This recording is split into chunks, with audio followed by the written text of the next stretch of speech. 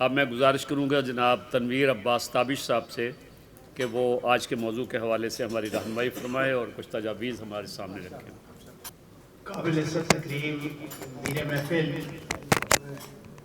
دوستان عزیز، معزز خواتین و حضرات، آج جس تقریر سے آغاز ہوا اختر عباس صاحب نے جو باتیں چھیڑی ہیں، میں انہیں انڈورس کرتا ہوں، اور بریگیڈیئر صاحب نے جو کہا اس سے مجھے تھوڑا اختلاف ہے۔ اختلاف اس لیے ہے کہ نوجوان جو ہے، میں اپنے دور سے باہر نکلنے کو تیار نہیں ہوں۔ میں نوجوان کو کے کاندھے پہ تھپکی دینے کے لیے، اسے اچھا کہنے کے لیے، اسے اپنے سے ذہین اور زیادہ فطین کہنے کے لیے تیار نہیں ہوں۔ میں ایک یونیورسٹی میں رہا اور اس یونیورسٹی میں نے یہ جزو ایمان بنا لیا کہ جب میں نوجوانوں سے مخاطب ہوں تو میں ان سے ہمیشہ یہ ایک بات کہا کرتا تھا، اور یہ بات میں نے خود بھی سیکھی اور سنی تھی۔ جنرل ایم ایچ انصاری، آپ سب لوگ اللہ کریم انہیں غریق رحمت کرے، وہ ممبر شورا بھی رہے ہیں اور وہ ہماری رہنمائی بھی فرماتے رہے ہیں۔ وہ ان میں اسلاف کے خون کی حدت، بزرگوں کی تبلیغ کی چاشنی اور ماں کے دواعد کے اثرات کوٹ کوٹ کے بھرے ہوئے تھے۔ تو جنرل ایم ایچ انصاری نے ایک دن مجھ سے کہا کہ تنویر تابش، کسی ایسے گھر میں چلے جائیں جہاں 3 بچے ہوں اور ماں باپ سے پوچھیں کہ پہلا بچہ کیسا ہے، تو وہ کہے گا کہ بہت معصوم ہے، بہت سادہ ہے۔ دوسرا بچہ ان کا بڑا تیز ہے، اور یہ جو چھوٹے والا ہے یہ تو پٹاخہ ہے۔ پٹاخہ یہ نہیں کہ اس کی کوئی تذلیل یا توہین ہے، پٹاخہ اس لیے ہے کہ وہ صلاحیتوں سے مالا مال ہے۔ میں تو اس دور کا بندہ ہوں جس دور میں میرے شہر کے فقیہ اور مفتی نے ریل کا انجن ایجاد ہونے پہ کہا کہ اس ریل میں جو سفر کرے گا اس کا نکاح ٹوٹ جائے گا۔ میں تو اس دور کا بندہ ہوں جس کے مشاہیر میں سے جنہیں ہم بہت شاید توانا اور طاقتور آواز سمجھتے ہیں، انہوں نے کہا کہ یہ جہاز تاجدار ختمی مرتبت محمد مصطفیٰ احمد مجتبیٰ سرکار دو عالم صلی اللہ علیہ وسلم کی معراج کی تکذیب کے نتیجے میں جہاز بنایا گیا۔ جب میں بچوں سے یہ نہیں کہوں گا کہ آپ مجھ سے زیادہ ذہین ہیں، جنرل انصاری نے مجھ سے کہا کہ اللہ رب العزت جب بچے کو تخلیق کرتا ہے تو وہ اسے آئندہ 50 برس منیمم اور 100 برس آگے کا ویژن دے کے بھیجتا ہے۔ یہ تمام ہیرے اور جواہرات ہیں جن میں کچھ میں چمک ہے اور کچھ پہ تھوڑی سی مٹی پڑ گئی ہے۔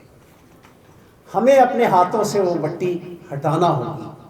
یہ ہیرے اور جواہرات میری شناخت ہیں۔ یہ ہیرے اور جواہرات جو ہیں یہی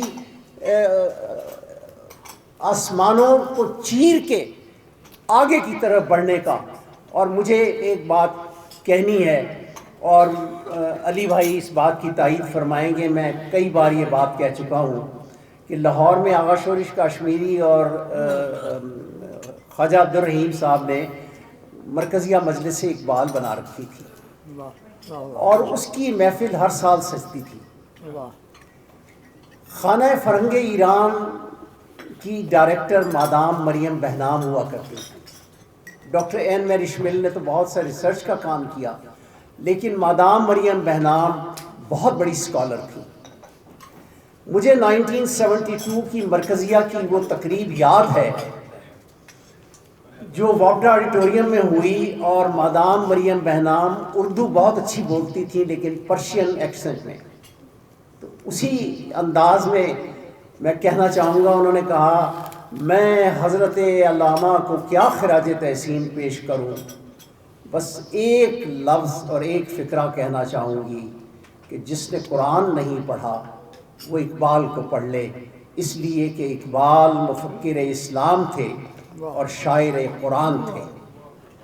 شاعر قرآن جب یہ کہتا ہے کہ خرد کو غلامی سے آزاد کر، जवानों को पीरों का उस्ताद कर। हम जवानों की सलाहियतों में, अभी ब्रिगेडियर साहब यही कह रहे थे कि बच्चे जो हैं वो ये जनरेशन बड़ी गड़बड़ हो गई है, और ये जनरेशन गड़बड़ मैंने की है, मैंने उसे सिखाया ही नहीं। आप जिक्र करते हैं कि मेरे दादा और मेरे बड़ों की मजलिसें बहुत खूबसूरत और खुशरंग हुआ करती थी, लेकिन क्या मैं भी ऐसी महफिलें सजाता हूँ? क्या मैंने भी ऐसे बच्चों को ऐसी तरबियत देने का एहतमाम व इंसराम किया है? आज भी वो बच्चे मौजूद हैं जो अपने बुज़ुर्गों के घुटनों को हाथ लगा के वहाँ से रोशनी और रनाई हासिल करते हैं। अभी कभी देखें तो सही दाएं बाएं मुड़ के, मैंने ऐसे ऐसे प्यारे और ऐसे ऐसे खूबसूरत और ऐसे ऐसे बासलाहियत नौजवानों को देखा है जिन पे पाकिस्तान को नाज करना चाहिए।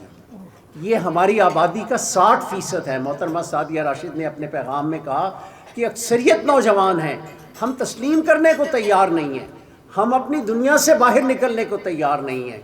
और ब्रिगेडियर साहब, जो अशफाक साहब ने कहा था कि ये जो मोटरसाइकिल चला रहा है ये असल में जेट फाइटर है, ये जेट फाइटर है, ये फ़िज़ाओं का सीना चीरेगा, इसमें शक क्या है?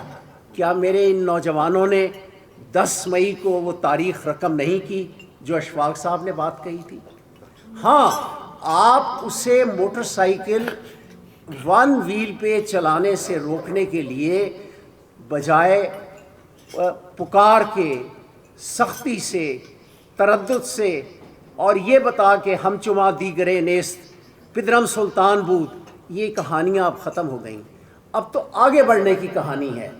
और पाकिस्तान में नौजवान जो है ये पाकिस्तान की आइंदा आने वाले दिनों को न सिर्फ खुशरंग व खूबसूरत बनाएगा, उसके लिए थोड़ी सी कोशिश करना होगी। मुझे अपने घर से उसका आगाज़ करना होगा। खिश्ते अव्वल चून हद में अमार कच ता सुरैया मीरवत दीवार कच। ये बात अगर पल्ले बांध ली जाए तो फिर हमें हमारा शायद ये आज का मौजू जो है उससे हम इंसाफ कर सकें।